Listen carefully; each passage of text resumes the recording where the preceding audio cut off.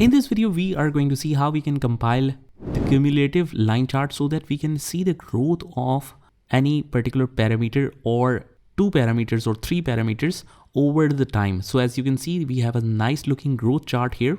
How we can create that with existing data, let's see. So first of all, let's make a new one.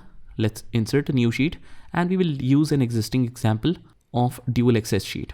So let's put the months in the columns and let's switch it to months, and let's put the sales in the rows. So we have a simple looking line chart, which if you want to extend it to full screen, let's switch it to entire view. But this is only the performance. If you want to see the overall growth over time, what we'll do after that is just click on this drop down next to it. And from the quick table calculation, we will select the first one, which is running total. And you can see that we have a nice looking growth chart over time. So although sales fall in some of the periods, but overall the growth is positive. And from January, from 29,000, we have moved to 678,000. But this is the running total. This is the cumulative total. What that means, 1 month sale is adding on the top of the other. Similarly, let's add a double parameter to it. Let's put the profit as well, and it will switch to dual view, but we want to switch this to same axis.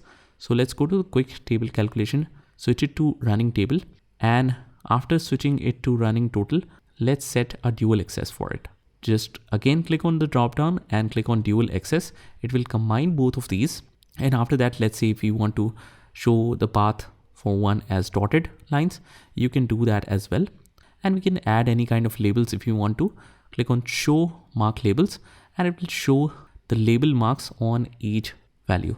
If you want to just show to the line ends, you can show it at line ends. You can show it at highlighted points, most recent ones, or the selected parts, or minimum and maximum, however you want.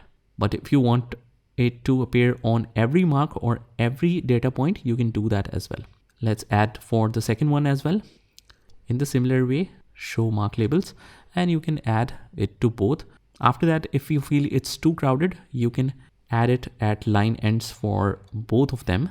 Let's switch it over to line ends, and in the end, we have two totals. So whatever you see suitable, you can switch it to that, but that's how you can generate a cumulative growth chart over time using line charts. Just try this by yourself, and I will see you in the next one.